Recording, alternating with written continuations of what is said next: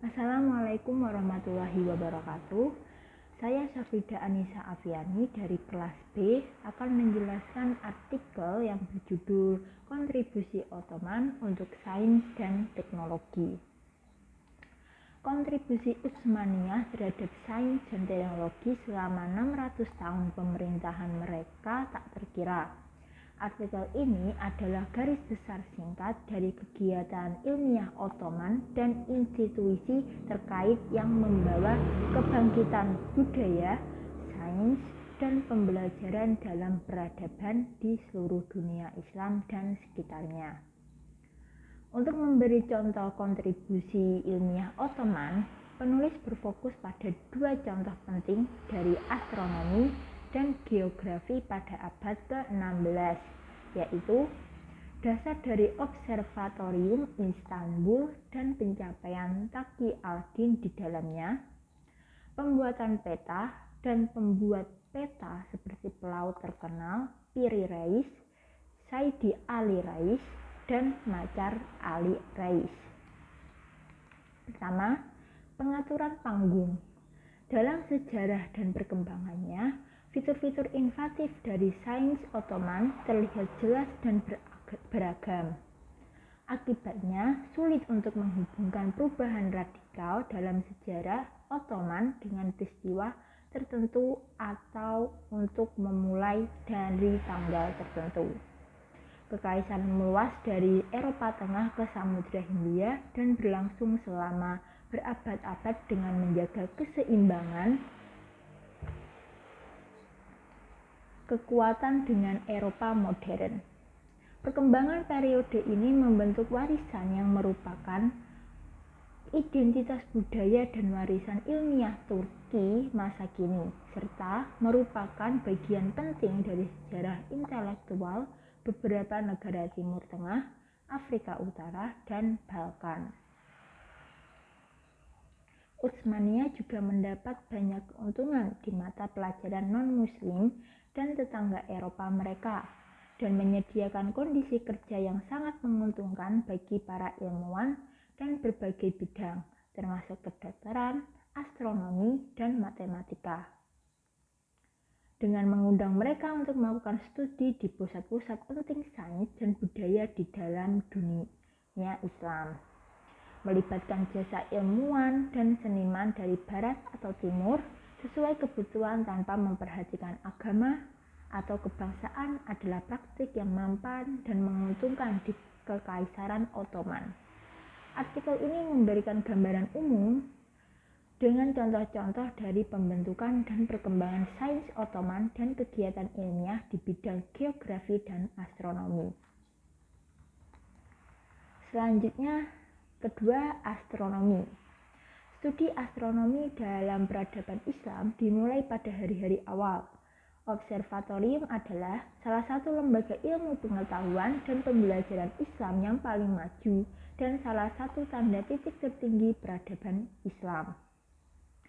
Ada 8 contoh lain pembangunan observatorium resmi negara yang lengkap dan rumit di ranah Islam hingga ke abad ke-17. Pertama, Observatorium Istanbul. Zig-Uluk Bey yang disiapkan di Observatorium Samarkand menjadi panduan yang sangat penting bagi astronom dan astrolog Utsmaniyah. Utsmaniyah memiliki lembaga astronomi yang terorganisir dengan baik seperti jabatan kepala astronom dan rumah penjaga waktu. Kantor pencatat waktu adalah bangunan umum yang terletak di halaman masjid atau masjid di hampir setiap kota. Mereka dikelola oleh yayasan kompleks dan orang-orang yang bekerja di Muyakkitanes diberi nama Muyakkit, artinya orang yang menjaga waktu, terutama untuk waktu sholat. Selain institusi terkait sains lainnya, observatorium yang didirikan di Istanbul ini dikelola oleh kepala astronom Taqi al-Din al-Rashid. Selain menggunakan instrumen observasi yang ada, Taqi al-Din menemukan instrumen baru untuk menentukan equinox. Dia juga mengembangkan dan menggunakan gravitasi dan jam mekanis yang digerakkan oleh pegas dan menemukan pompa 6 silinder untuk menaikkan air secara terus-menerus. Taqi al-Din yang lahir di Damaskus pada tahun 1526 bekerja sebagai kadi dan guru setelah menyelesaikan pendidikannya di Damaskus dan Mesir. Taqi al-Din memberitahu Sultan Murad yang memiliki minat pada astronomi dan astrologi bahwa tabel astronomi Ulugh-Beg mengandung kesalahan observasi tertentu yang mengakibatkan kesalahan dalam perhitungan berdasarkan tabel tersebut. Dia juga memberikan semua bantuan keuangan yang diperlukan untuk proyek tersebut. Sementara itu, Taqi al-Din melanjutkan studinya di Menara Galata dan melanjutkannya pada tahun 1577 di observatorium baru yang sebagian selesai disebut Dar al-Rasad al-Jadid. Observatorium yang terdiri dari 2 bangunan terpisah, satu besar dan satu kecil, dibangun di lokasi bagian atas Tophané di Istanbul. Taqi al-Din membuat instrumen yang digunakan di observatorium Islam kuno diproduksi dengan sangat hati-hati. Selain itu, ia menemukan beberapa instrumen baru yang pertama kali digunakan untuk tujuan observasi. Observatorium ini dirancang untuk memenuhi kebutuhan para astronom dan termasuk perpustakaan yang sebagian besar terdiri dari buku-buku tentang astronomi dan matematika. Itu sebanding dengan observatorium Uranienburg milik Tycho Brahe yang dibangun pada tahun 1576. Selain itu, ada kemiripan yang mencolok antara instrumen Tycho Brahe dan instrumen Taqi al-Din. Tetapi instrumen Taqi al-Din memiliki kualitas yang unggul. Dalam tabel astronomi, Taqi al-Din yang disebut Sidratul Muntaha al-Afkar fi Malakut al-Falak al-Dafar. Taqi al-Din menyatakan bahwa ia memulai kegiatan astronomi di Istanbul dengan 15 asisten pada tahun 1573. Taqi al-Din menemukan instrumen observasi baru yang ditambahkan ke instrumen yang sudah digunakan untuk observasi di dunia Islam. Selanjutnya, instrumen observasi baru Taqi al-Din. Mushabbah bil Manatik Taqi al-Din dan Sextant Tycho Brahe harus dianggap sebagai salah satu pencapaian besar astronomi pada abad ke-16. Taqi al-Din membuat alat ini untuk mengamati jari-jari Venus yang disebutkan dalam kitab ke-10 Al-Maghaz. Beberapa astronom membuat cincin yang tidak terbagi sejajar dengan ekuator untuk menandai ini. Salah satunya sama dengan kosinus garis lintang negara dan yang lainnya sama dengan sinus. Sekarang Taqi al-Din merencanakan dengan bantuan Tuhan jam astronomi oleh perintah Sultan. Tuhan mengabdikan hari-hari pemerintahannya, karena itu dia mampu melakukan apa yang pernah gagal dilakukan Ptolemeus. Ketika kita membandingkan instrumen yang digunakan Taqi al-Din di observatoriumnya dengan yang digunakan oleh Tycho Brahe, mereka sebagian besar mirip, tetapi beberapa Taqi al-Din lebih besar dan lebih tepat. Dikatakan bahwa Taqi al-Din lebih menyukai kuadran mural daripada sextant, fakri, dan 2 cincin yang digunakan oleh astronom sebelumnya. Dalam karyanya, Taqi al-Din mengintegrasikan 2 tradisi astronomi, yaitu Damaskus dan Samarkand. Tugas pertamanya di observatorium adalah mengoreksi kitab Zid dari Ulugh-Beg komet yang berada di langit Istanbul selama 1 bulan selama September 1578, diamati siang dan malam, dan hasil pengamatannya diserahkan kepada Sultan. Sebagai hasil dari metode baru yang dia kembangkan dan peralatan yang dia ciptakan, Taqi al-Din mampu mendekati pengamatannya dengan cara inovatif dan menghasilkan solusi baru untuk masalah astronomi.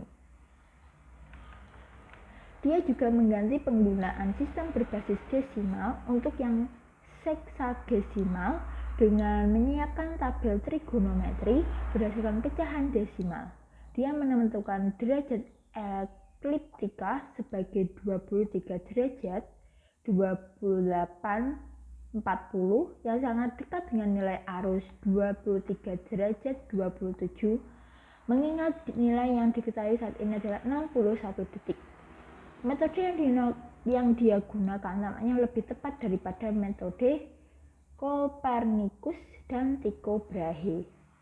Taki Aldin juga menulis buku Ottoman pertama tentang mesin otomatis berjudul El Turuk al-Sania fil Alat al-Tuhania. Observatorium itu menyaksikan banyak aktivitas dalam waktu singkat. Pengamatan yang dilakukan di sana dikumpulkan dalam risalah tersebut di atas Sidratul Muntaha al-Akbar fi Malakut al-Falak al-Dakfar. Selanjutnya ada Mustafa bin Ali al-Muwaqqit. Dia memberikan kontribusi yang berharga di bidang astronomi dan geografi, menghasilkan banyak buku yang sangat penting bagi mereka yang membuat dan menggunakan instrumen astronomi. Ia mengambil kursus astronomi dan memiliki muwaqit di Masjid Sultan Selim Muwaqit Taha. Dia menemukan instrumen baru untuk pengamatan astronomi. Dia bermaksud membuat karya astronomi dapat diakses dalam bahasa ini yang kemudian menjadi bahasa ilmiah Kekaisaran Ottoman. Dia juga menghasilkan solusi baru dan asli untuk masalah astronomi. Secara khusus, bukunya yang menjelaskan instrumen astronomi sangat populer di kalangan mereka yang tertarik dengan astronomi. Yang ketiga, geografi. Adapun di bidang astronomi, Ottoman meneruskan tradisi klasik di bidang geografi. Ottoman membutuhkan pengetahuan geografis untuk menentukan perbatasan wilayah mereka yang terus berkembang dan untuk membangun kendali atas kegiatan militer dan komersial. Mereka memanfaatkan baik karya geografi ahli geografi muslim sebelumnya maupun karya asal Eropa. Dengan menambahkan pengamatan mereka sendiri, ahli geografi Ottoman juga menghasilkan materi asli. Sekolah Geografi dan Astronomi Samarkand menyediakan sumber utama untuk pengetahuan geografi, pembuatan peta, dan bidang terkait Ottoman. Ada Piri Reis. Ahli geografi Utsmania yang paling terkemuka adalah Muhyiddin Piri Reis, yang juga menghasilkan karya asli di bidang geografi dan navigasi kelautan di Istana Selim I dan Sulaiman yang Agung. Ia tertarik dengan ilmu kartografi dan menyelesaikan peta dunia pada tahun 1513 Masehi. Peta ini adalah bagian dari peta dunia berskala besar yang disusun dalam dua bagian di atas kulit rusa yang hanya bagian beratnya yang dilestarikan. Itu digambar berdasarkan draftnya yang kaya dan terperinci serta peta Eropa termasuk peta Amerika Columbus. Ini adalah peta Ottoman pertama yang memuat informasi awal tentang dunia baru yang menggambarkan Eropa Barat Daya, Afrika Barat Laut, Tenggara, dan Amerika Tengah. Peta tersebut berbentuk peta jenis Portland yang tidak memuat garis lintang dan garis bujur, tetapi mencakup garis pantai dan pulau-pulau dan berfungsi untuk membiasakan diri dengan berbagai wilayah di dunia. Piri Reis juga menggambar peta dunia kedua pada tahun 1528 Masehi yang ia perlihatkan kepada Sulaiman yang Agung. Hanya bagian yang menggambarkan belahan bumi barat yang bertahan, berwarna dan memiliki gambar ornamen di pinggir dengan catatan penjelasan. Bagian yang masih ada menunjukkan bagian utara, Samudra Atlantik, dan wilayah yang baru ditemukan di Amerika Utara dan Tengah. Ini menunjukkan 4 mawar angin dan Tropic of Cancer yang tidak ditampilkan di peta dunia pertamanya. Muncul di peta ini. skala yang digunakan di peta kedua lebih besar dari yang pertama. Gambar garis pantai menunjukkan kemajuan besar dalam teknik dan juga memiliki kemiripan yang erat dengan konsepsi modern dari wilayah ini. Bagian berbatu dan berbatu diberi perawatan khusus. Piri Rais juga menulis buku tentang geografi kelautan yang berjudul Kitab Bahriye. Dalam karyanya ini, ia menyajikan gambar dan peta kota-kota di pantai Mediterania dan Aegean serta memberikan informasi ekstensif tentang navigasi dan astronomi bahari. Buku ini berisi 209 bab dengan 215 peta, bagan dan gambar untuk memberikan penjelasan yang tepat tentang pantai dan pulau Mediterania dan Laut Hitam bersama dengan deskripsi laut. Selanjutnya ada Saidi Ali Rais. Tokoh luar biasa lainnya adalah Laksamana Utsmania, ahli geografi, astronom, dan penyair Saidi Ali Rais, yang merupakan pakar geografi kelautan. Dia menulis buku tentang geografi, matematika, dan astronomi yang menunjukkan pengalaman dan pengetahuan ilmiah dan navigasi. Karya-karyanya yang ditulis dalam bahasa Turki sebagian besar diterjemahkan dari bahasa Persia atau Arab dan berhubungan dengan matematika, astronomi, dan navigasi di Samudra Hindia. Dia menulis sebuah karya yang sangat berharga dalam bahasa Turki berjudul Kitab Al-Munhit fi Ilm Al-Aflak wa Al-Abhur yang dikenal sebagai Al-Muhit, yang berisi informasi astronomi dan geografis yang diperlukan untuk pelayaran laut yang panjang serta observasi sendiri tentang Samudra Hindia. Setelah perjalanannya, ini adalah karya Saidi Ali yang terkenal dan didasarkan pada karya Arab yang berhubungan dengan navigasi di Samudra Hindia. Catatan Saidi Ali meningkatkan reputasi Sultan Ottoman di antara sesama penganut agama dimanapun dia bepergian dan menunjukkan universalitas elemen Turki dan keefektifan tentara Turki Utsmaniyah yang dibutuhkan di setiap pengadilan. Yang pertama adalah Mirat Kainat, sebuah risalah tentang pengukuran dan instrumen astronomi yang terutama dapat diterapkan pada seni navigasi melalui observasi langit. Buku keduanya tentang astronomi adalah Hulasat Al-Hay'a, sebuah risalah tentang geometri dan matematika yang berisi terjemahan dari Al-Qusi Al-Fatihah fi Al-Hayya, diperkaya dengan kutipan dari Changmini dan Khadijadeh Rumi. Dia terkenal pada abad ke-16 sebagai ahli matematika, sejarawan, ahli geografi, kartografi, topografer, musketer, dan merupakan seorang prajurit, ahli grafi, dan insinyur yang luar biasa. Dia juga menemukan permainan rumput militer yang disebut matra. Miniaturnya menunjukkan jalan yang menghubungkan Istanbul, Tabriz, dan Baghdad sebagai peta. Sejarah kampanye 1534-36 ke Iran dan Irak mencakup folio ganda yang menggambarkan Istanbul dengan semua struktur kontemporer kota ditampilkan dengan sangat rinci. Tanduk emas berada secara vertikal di tengah memisahkan bagian gelata dengan menaranya yang terkenal dari kota yang tepat yang mencakup bangunan besar seperti Istana Topkapi, Hagia Sophia, At-Maidani, Grand Bazar, Istana Lama, dan Kompleks Mehmet II.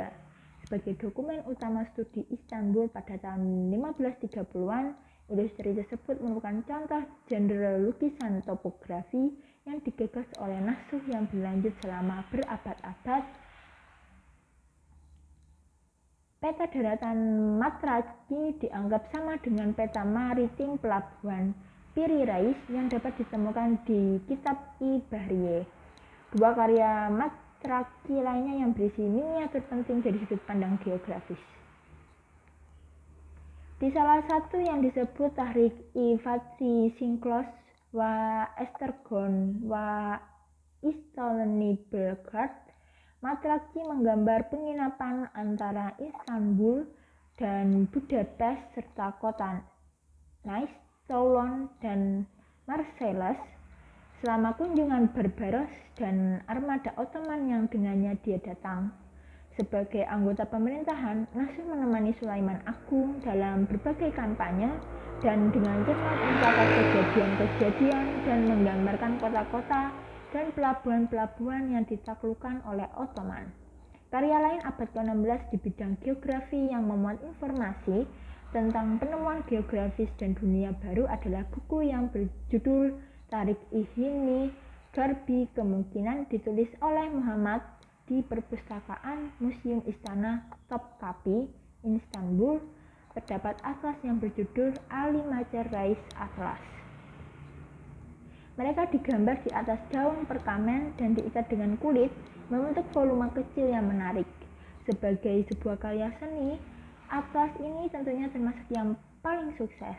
Ahli geografi Ottoman dapat memperoleh informasi tentang barat dan timur pada saat tidak ada peta timur yang tersedia di Eropa.